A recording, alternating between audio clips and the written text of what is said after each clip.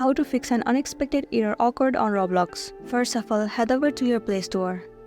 In the search bar, search for Roblox. Head over to this application.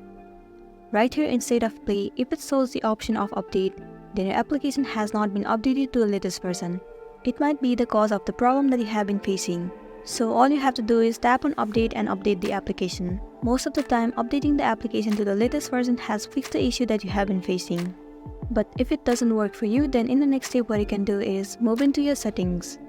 Tap on apps. So right here search for the application Roblox. And then head over to it. Right here tap on force stop. And then move into storage and cache. You have to clear the cache and the storage of this application.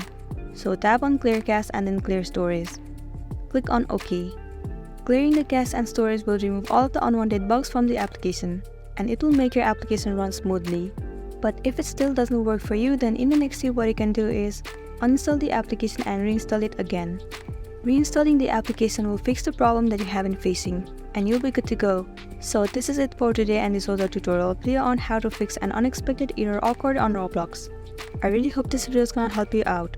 Thank you for watching it till the end.